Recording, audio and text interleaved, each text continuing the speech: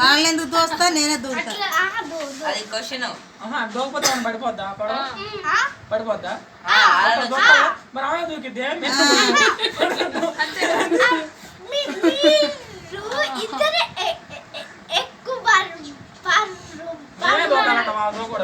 మీరు వాళ్ళిద్దరు ఎక్కువ బరువు ఉన్నారా?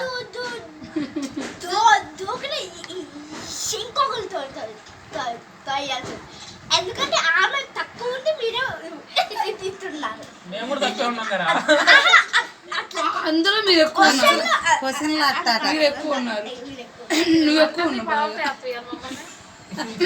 ఇక్కడ ఇంక అర్థం కావట్లే. ఈ గేమ్ మొత్తం కాన్సెప్ట్ ఏంటంటే పడవ.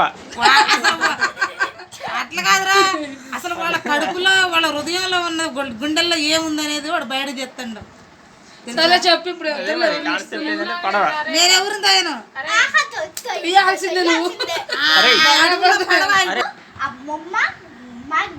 మహేష్ మామయ్య ఏంగా చెప్పురా సార్. ఆపిలే చెప్పు. ఉన్నారు, ముగ్గురు ఉన్నారు. అయితే ఆ పడవకి హోల్ పడింది. హోల్ పడింది. ఓకే. ఆ హోల్ అంటే వీళ్ళిద్దట్లో ఒకళ్ళు పోవాలి. దూకాలా? అరే వాడు దూకుతారని వాడికి ఈత వచ్చు కాబట్టి దూకి వాడు ఎత్తుకోకుండా బయటకు వస్తాడు. సరే అమ్మమ్మ అంటవా? అమ్మమ్మ అంటే అక్కకి ఈత రాదురా ఎర్రక్కకి. నేను చెప్పేదిరా, నేను చెప్పేదిరా.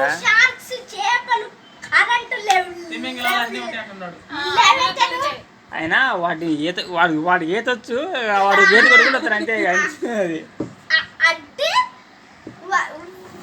అరే ఒక విషయం చెప్పనా, ఇప్పుడు వాళ్ళు దూకారనుకో వాటికి ఆహారం అవుతారు వాళ్ళు.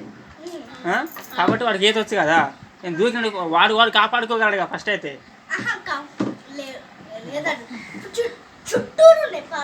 అరే ఉన్నాయిరా, నేను చెప్పేది తినరా ఒకసారి. మొత్తం నేను చెప్పేది తిను. నీకు పాములు ఉన్నాయి, సర్పాలు ఉన్నాయి, అన్నీ ఉన్నాయిరా. ఉన్నప్పుడు అక్కడ జరిగేది ఏంటంటే అందులో దూకారనుకో ఎవరో ఒకరే చనిపోతారు, ఎవరో చికాకు అవుతారు.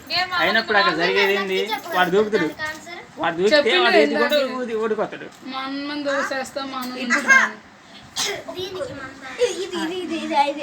అదంతా ఒక చెరువు అనుకో. ఇక్కడే పడవ ఉంది. పడవ కింద చుట్టూరుగా ఇట్లున్నాయి. పై నుంచి కింద దాకా అన్ని పాములు షార్ట్స్ వెళ్ళే పై నుంచి రౌండ్గా ఇప్పుడు అవుట్ సరే అన్నది పోయిందిలే.